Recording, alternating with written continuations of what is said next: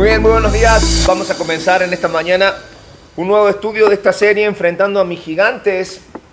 La historia de David, que ya le podemos llamar el rey David, porque ya está establecido, ya está en la ciudadela de David, la ciudad que él está formando, que va a ser donde él está llevando su vida adelante, con el reino estableciéndose, tomando las riendas del reino. Y vemos a un David maduro, ¿no? Todo lo que vivió, todo lo que padeció, lo llevó a aprender ciertas cosas. Y en lo último que vimos en el capítulo 5, que David era un hombre que consultaba a Dios, que entendía cuáles eran las fortalezas que él tenía que enfrentar, y que antes de tomar una decisión enfrentaba a Dios, y así fue como eligió el lugar donde iba a establecer la ciudad. El pueblo lo reconoce en aquel lugar, y luego vienen los problemas, sí, porque los conflictos seguían, no porque fuera rey ya estaba todo solucionado, no porque llegara a la meta ya estaba todo solucionado, sino que comenzaban cosas nuevas. Y tenemos a David consultando porque el primer problema que tuvo como rey fueron los filisteos. Y acamparon contra David, hicieron guerra contra David, y dice el capítulo 5, consultó David a Jehová, y Jehová dijo, ve contra ellos, y volvió a consultar a David, dijo, ahora rodéalos. Y entregó Dios en mano de David a los filisteos, y los filisteos huyeron de la presencia de David. Interesante, ¿no?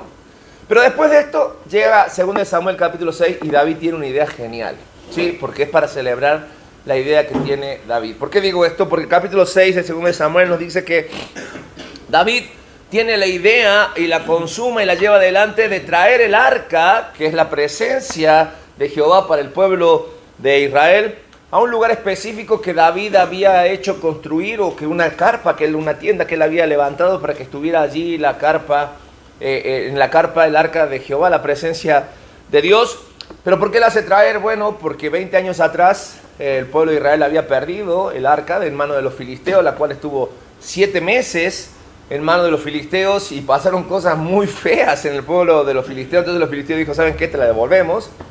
Y allí fue que estuvo en un lugar llamado Kiriat Jearim durante 20 años en la casa de Abinadab.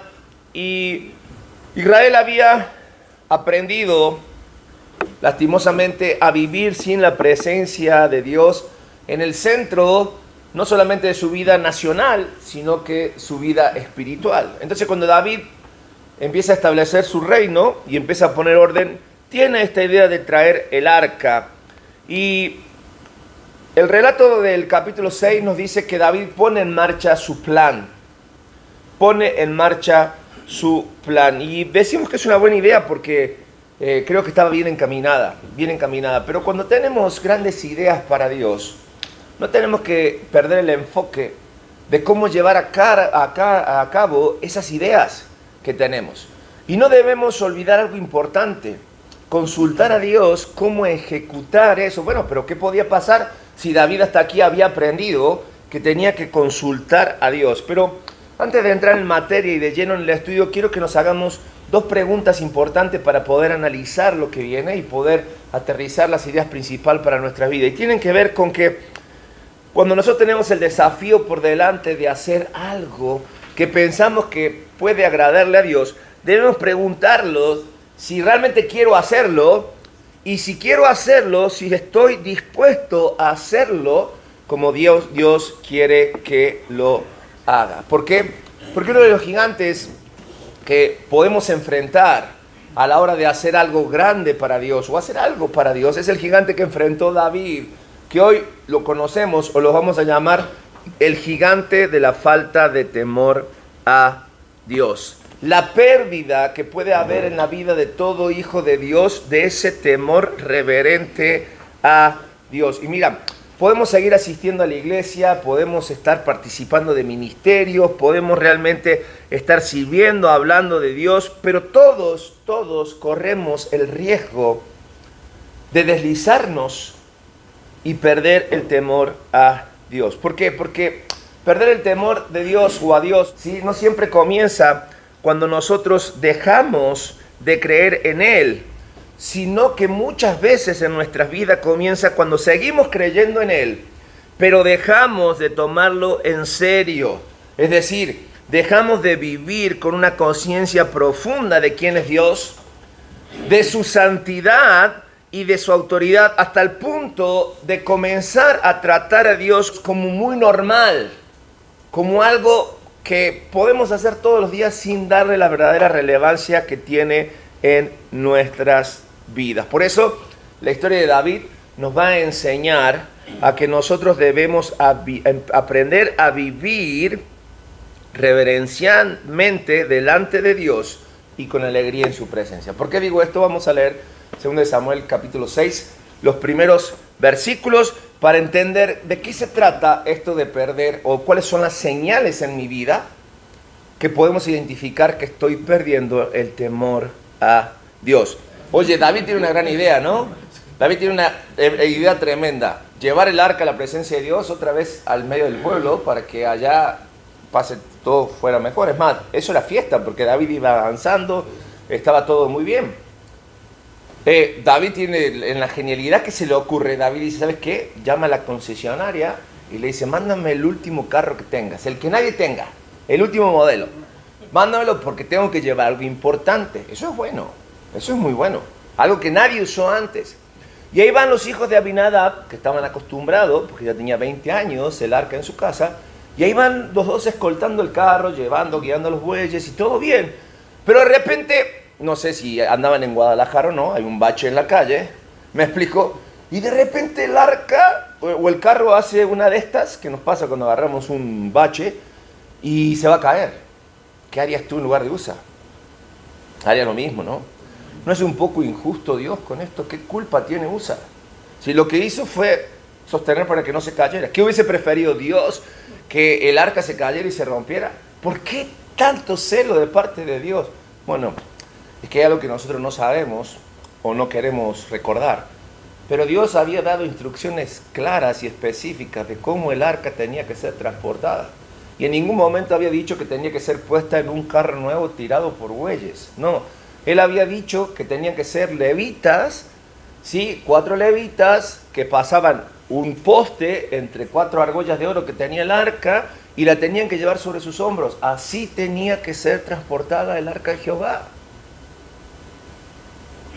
Una señal de falta de temor, y completamos en nuestras hojas, es cuando nosotros empezamos a confiar en nuestro propio criterio. Cuando nosotros pensamos como David que sabemos cómo hacer las cosas y pasamos por alto las instrucciones de Dios para nuestras vidas. El arca no era un objeto común, no. El arca era o representaba, dijimos, la presencia de Dios y el pacto con Israel. Sin embargo, David permitió que fuera transportada como a él se le ocurrió.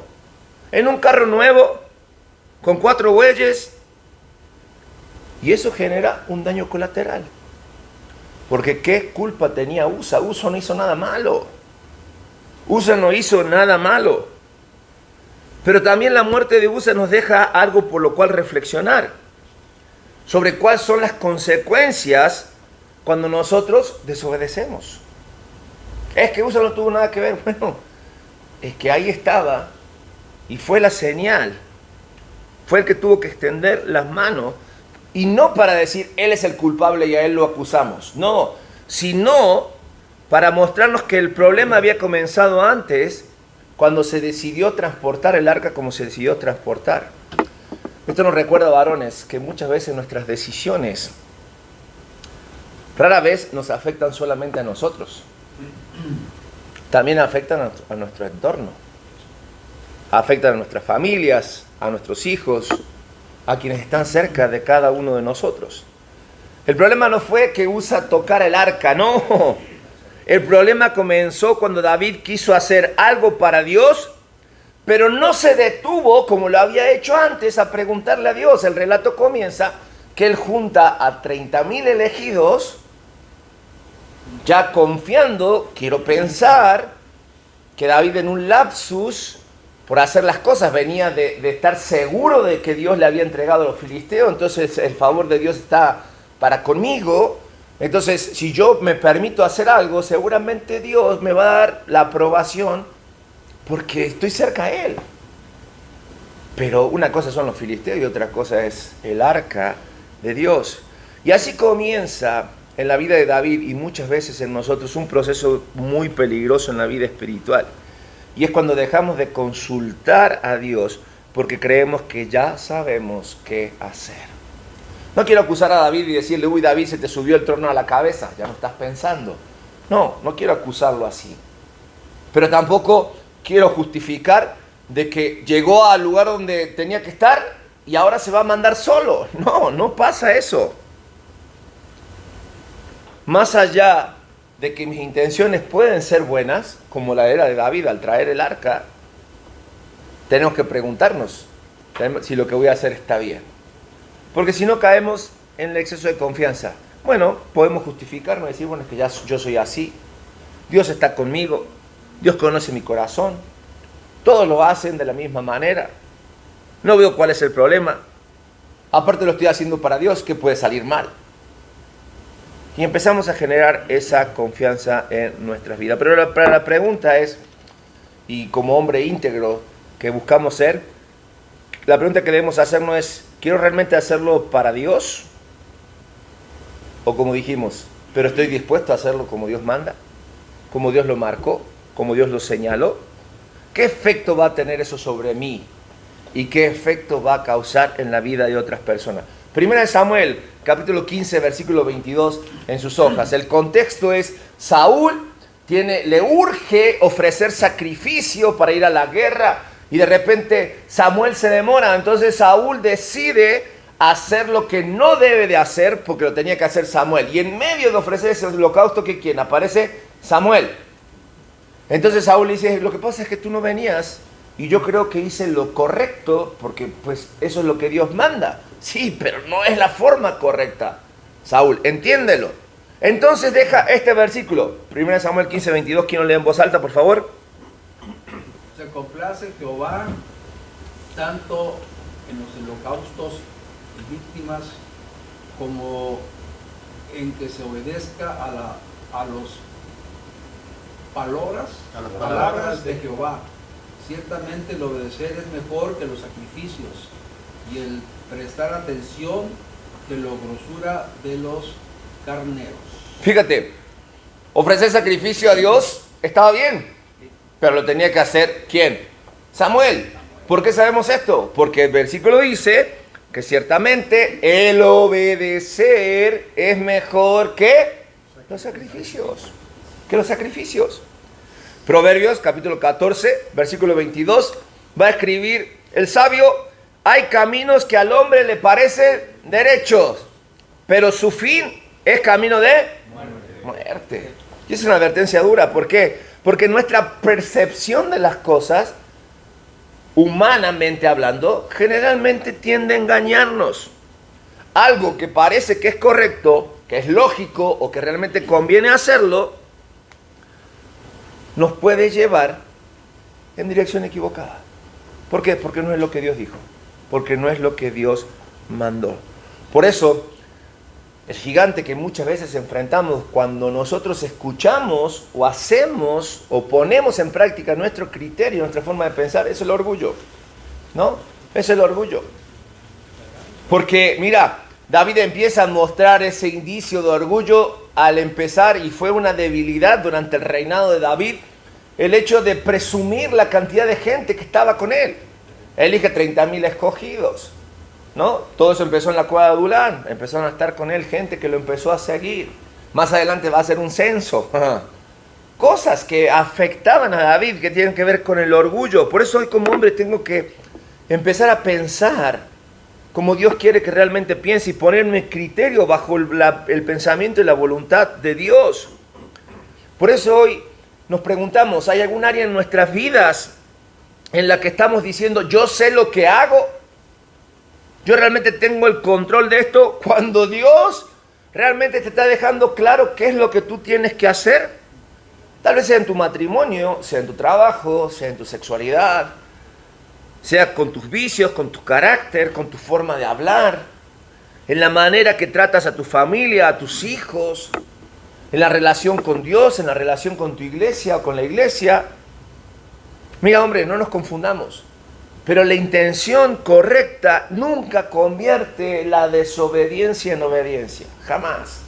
Jamás tener una buena intención es mejor que obedecer lo que Dios nos está mandando a hacer, como Él quiere que se haga. ¿Por qué? Porque esto, si no, descubre y revela en nuestro corazón el punto número 2 de esa ausencia de temor a Dios en nuestra vida, que no es otra cosa más que la irreverencia, que es cuando lo santo se vuelve común. Cuando lo santo se vuelve común. Versículos 8 al 11, es como que David entra en shock. ¿Se muere Usa? Sí, daño colateral. David dice, suspendamos todo, ¿sí? Va y guarda el arca durante 3 meses. Y David se pone a replantearse lo que había hecho. Se detuvo. Era necesario que él pudiera saber lo que estaba haciendo. El temor sí, que le ocasionó la situación que vivió al ver a Usa morir, lo llevó a reconsiderar su forma de relacionarse con Dios. Algo cambió dentro de David. Mira, y hoy tenemos que detener muchas veces a preguntarnos como lo hizo David.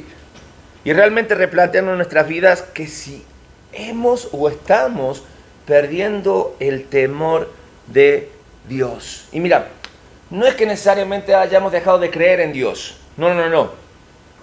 Sino que no es tampoco que hemos abandonado la iglesia, porque podemos seguir sirviendo, podemos seguir asistiendo, podemos estar haciendo grandes cosas para Dios. Pero podremos haber hecho algo más profundo. Y es haber vuelto muy, y perdónenme la expresión, pero muy corriente, muy común a lo que es importante, que es la santidad de Dios.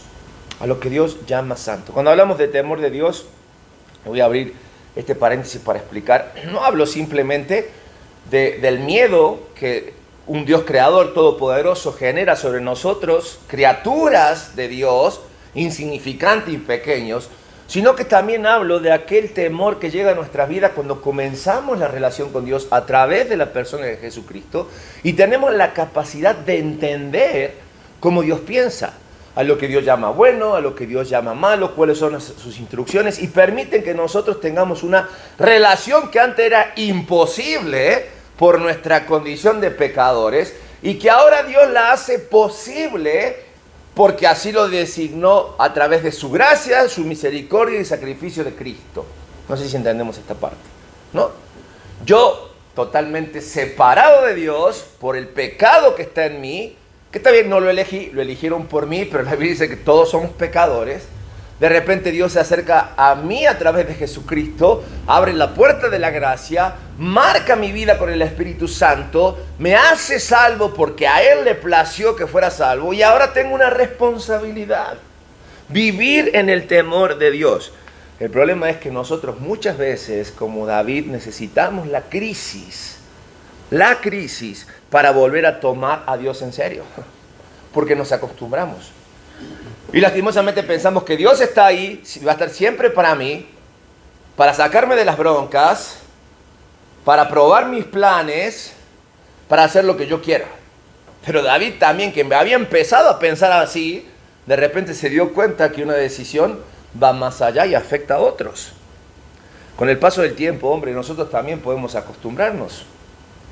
Y nos acostumbramos a llevar una vida cristiana de pura tradición. ¿Por qué? Porque leemos la Biblia, la escuchamos, cantamos alabanza, vamos a la iglesia, oramos, hablamos con Dios. Pero ya no nos genera asombro. Ya no nos sorprende. Tenemos todo bajo control. Llevamos adelante nosotros nuestra propia vida. A veces el problema es que seguimos a Dios de cerca, pero no le tememos, no lo respetamos, no nos alineamos a sus preceptos, a sus principios y hacemos las cosas como nosotros queremos. David lo descubrió, no de la mejor manera, pero David descubrió que la presencia de Dios no era cualquier cosa. Él pensaba que con solamente traer el arca todo se solucionaba.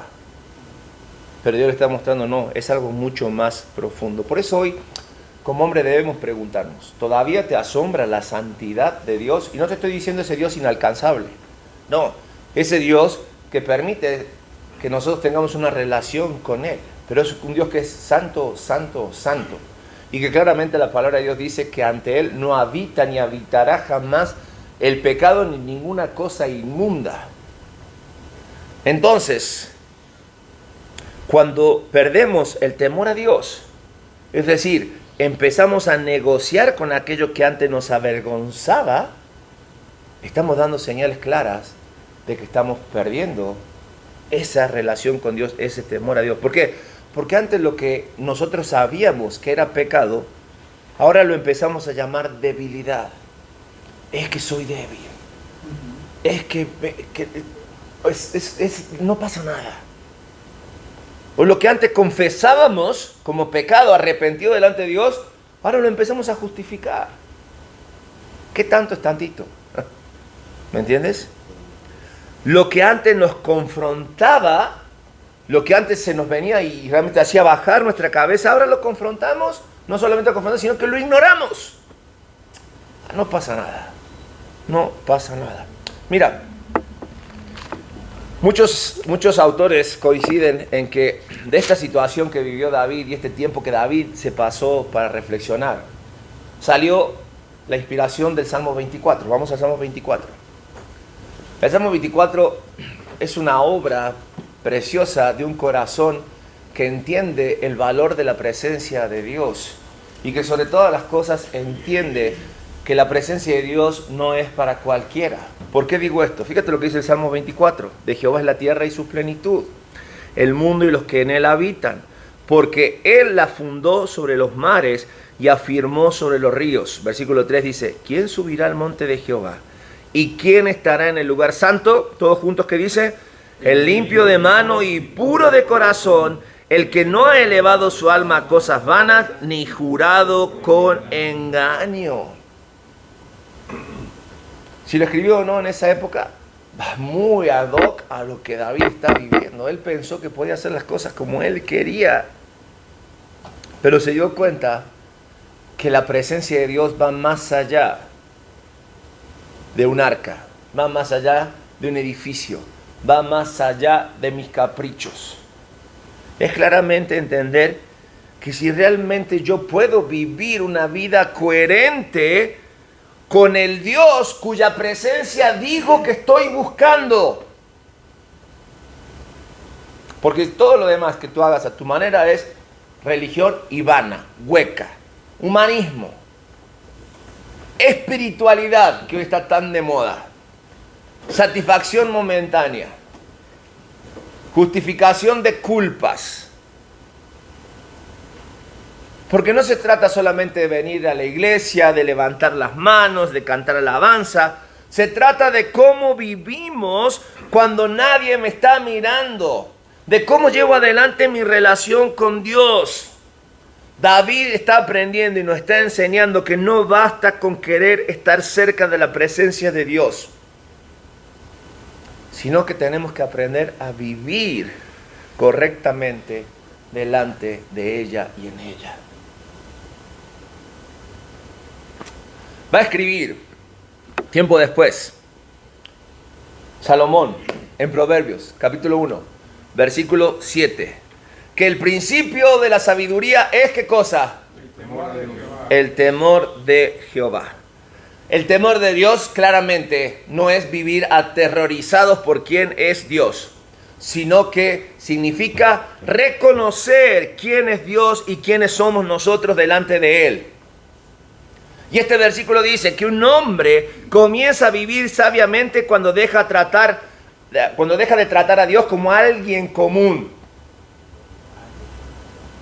y le da el lugar que realmente Dios tiene y debe tener en su vida. El escritor de Hebreos va a escribir en Hebreos capítulo 12, 28. ¿Quién me lo lee en voz alta? Así que recibiendo nosotros un reino inconmovible, tengamos gratitud y mediante ella sirvamos a Dios agradándole con temor y reverencia. Fíjate, la palabra de Dios dice que la reverencia y la gratitud no son enemigos de la alegría, sino que podemos celebrar lo que Dios nos está dando al estar en su presencia.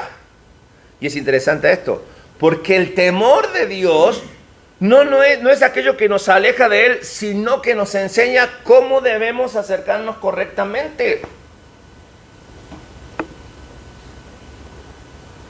Cuando hablamos de adoración a Dios, no es simplemente una respuesta de respeto o de gratitud,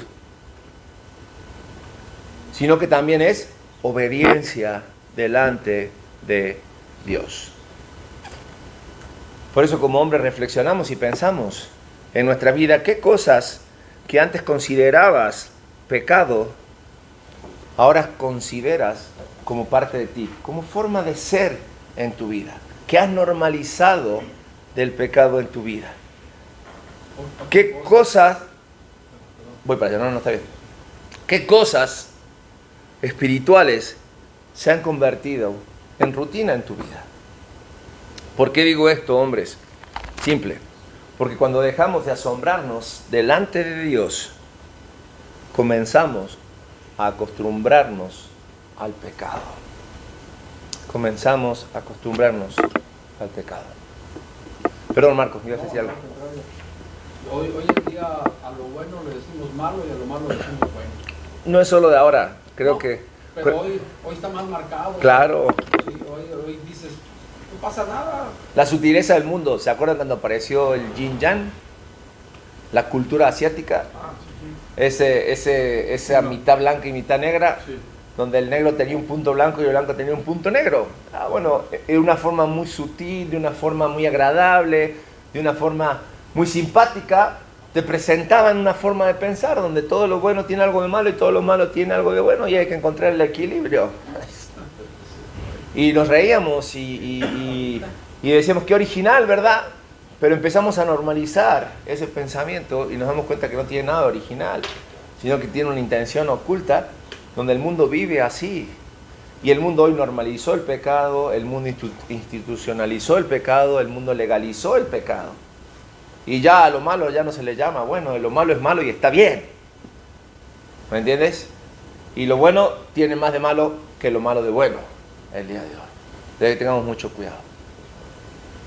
Y esto nos lleva a pensar en el tercer punto, en cuanto al gigante de la falta de temor a Dios. Y ese punto es que cuando el temor se convierte en distancia, es decir, pensamos que la fe no tiene que tener gozo, que la fe nos mantiene derechito delante de Dios, mira, sin chitar, sin decir nada, sin ni siquiera parpadear, porque la presencia de Dios es tan grande y debe generar en nosotros tanto temor que debemos ser personas impolutas que ni siquiera nos debemos de mover. Pero pasan los 3 meses y David vuelve por el arca, pero esta vez algo cambió en su vida. Sí, el temor que él experimentó no solamente con la muerte de aquel muchacho, hizo que él realmente decidiera definitivamente acercarse a Dios, pero de una forma diferente. Ahora iba a tratar a Dios y a su presencia en forma reverencial. Y cuando finalmente el arca llega a Jerusalén, David arma la fiesta. David celebra. Cuando el arca de Jehová, versículo 16, cuando el arca de Jehová llegó a la ciudad de David, aconteció que Michal, hija de Saúl, miró desde una ventana y vio al rey David que saltaba y danzaba delante de Jehová. Y eso le generó menosprecio en el corazón a Michal. Bueno, pues es problema de Michal, ¿estamos de acuerdo? Porque David estaba disfrutando de la presencia de Dios. Dice, y metieron pues el arca de Jehová y la pusieron en su lugar en medio de una tienda que David había levantado. Y sacrificó David holocaustos, ofrenda de paz delante de Jehová. David aprendió que la reverencia no significaba vivir paralizado. Él entendió que la presencia de Dios estaba inundando el lugar y que eso era digno realmente de celebrarse. Porque mira, hombre, muy diferente a lo que pensamos. Cuando hablamos del temor a Dios, debe generar en nosotros no una vida fría, apagada o distante, desanturroneada, ¿no? Donde lo único que me falta es la aureola que brille arriba de mi cabeza para mostrarme lo lleno que estoy de Dios. No. Produce una vida sí ordenada, sí de obediencia, y precisamente por eso debemos ser capaces de disfrutar una vida con gozo. La fe produce en nosotros el gozo. ¿Por qué? Porque la llenura de la presencia de Dios, del Espíritu Santo en mi vida, dice que el fruto del Espíritu Santo es en mi vida amor, gozo.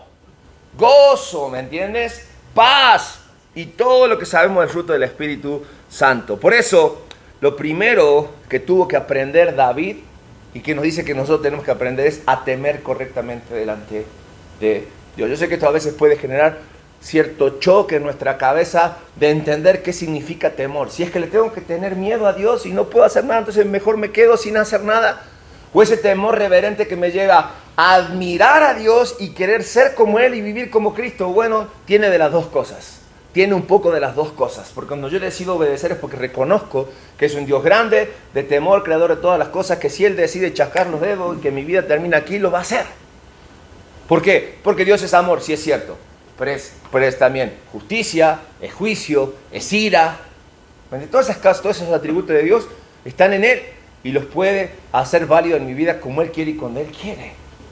Por eso, si a veces el temor de Dios te genera shock y no sabes por dónde moverte, tiene que ver con tu actitud de reverencia a un Dios todopoderoso. Pero eso también, si te da miedo y el miedo hace que tú no peques, ¿me entiendes? Bueno, tiene un poco de miedo también. Tiene un poco, aunque no significa ese temor. Pero si te genera eso y no pecas, prefiero que pienses así. Prefiero que pienses así. David nos enseña una realidad interesante, que podemos reverenciar a Dios profundamente y al mismo tiempo disfrutar profundamente de su presencia. Definitivamente. No necesitas cuando estás con Dios fingir alegría porque Dios te da gozo. No necesitas esconder tampoco tu pasión porque Dios te da libertad y puedes hacerlo. No necesitas avergonzarte de amar a Dios porque el amor de Dios lo llena todo. La presencia de Dios no era para David una carga que debía soportar. No era ese cargo de conciencia que por hacer mal las cosas se murió Usa. Eso era algo que él aprendió. Para David fue un privilegio que él decidió celebrar, así como tú y yo debemos hacerlo. Por eso el Salmo 16, versículo 11 dice: en tu presencia hay plenitud de gozo. En tu presencia hay plenitud de gozo. Y esto significa que la verdadera alegría del hombre no está en tener una vida sin problemas, sino en saber que Dios está con él. Que la presencia de Dios no elimina las dificultades, pero cambia la manera en que nosotros vamos a enfrentar cada una de ellas en realidad. ¿Por qué? Porque la presencia de Dios le estaba trayendo problemas a David. No solamente la usa, porque cuando aprende a disfrutar, por la ventana lo mira a su mujer y lo aborrece. ¿Sabes lo que es llegar a la casa y enfrentar esa bronca ahora? Pero David iba a aprender a sobrellevar las situaciones. Pablo escribe, Filipenses capítulo 4, versículo 4. ¿Qué cosa? ¿Qué dice? Regocijaos en el Señor siempre. Otra vez digo, regocijaos. Lo escribe Pablo en una situación nada cómoda. Lo escribe Pablo privado de su libertad. Cuando él podría decir, ayúdenme, sáquenme de aquí, mándenme los mejores abogados, la estoy pasando mal. Él le escribe y le dice, regocijaos en el Señor, regocijaos siempre. Siempre. ¿Qué significa siempre? Todo momento, sin importar la circunstancia, sin importar la situación. La palabra de Dios nos recuerda que siempre vamos a vivir momentos desagradables en nuestras vidas. La vida, desde el momento que nacemos desnudos, indefensos. ¿Me entiendes? Y vamos tomando decisiones y vamos sufriendo consecuencias. Esa es la definición de vida, ¿no? La vida es un cúmulo de consecuencias de las decisiones que vamos tomando. ¿Cuántos usas han caído a nuestros lados? ¿Cuántos daños colaterales hemos tenido en la vida? ¿Cuántas veces nos han mirado con desprecio? ¿Cuántas veces las cosas no salen como nosotros queremos? Sin embargo, cuando Dios llega a nuestra vida, la vida no se convierte en color de rosa. No, todo lo contrario. Los problemas parece que se multiplican porque ahora tenemos conciencia. Pero la palabra de Dios nos recuerda que Dios está a nuestro lado. Por eso, reflexionamos, hombres, y nos preguntamos cuando vemos esta realidad de nuestra vida? ¿Mi relación con Dios es una obligación en mi vida o realmente lo disfruto? ¿O realmente estoy disfrutando? Estoy disfrutando de caminar con Él. Y eso lo sé cuando veo la reacción que tiene mi entorno. Mi esposa, mis hijos, mis amigos, mis vecinos, mis patrones, mis empleados. ¿Realmente están deseosos de lo que yo reflejo como persona, como hombre? ¿Ellos realmente son conscientes de que mi vida está plena en Dios? Porque déjame decirte algo, el hombre que conoce la presencia de Dios no necesita vivir esclavo de las circunstancias. Porque van a estar siempre ahí. Siempre van a estar ahí. Pero no pueden realmente definir lo que somos, sino lo que nos define es cómo disfrutamos y cómo vivimos la plenitud de la vida cristiana. Amén. Vamos a orar, hombres. Amado Dios y bondadoso Padre del cielo, gracias por tu palabra. Perdón porque muchas veces con nuestro accionar, Señor, no te honramos. No valoramos tu santidad. Y en esta hora queremos realmente cambiar eso en nuestras vidas. Queremos realmente, Señor, tomarnos en serio todo lo que tú haces por nosotros.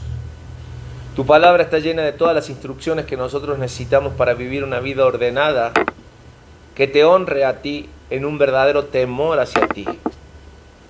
Por eso, no permitas que sigamos teniendo el control de nuestras vidas, sino que llévanos, Señor, incluso en medio de la crisis, a entregarte el control total de lo que somos y lo que esperamos ser.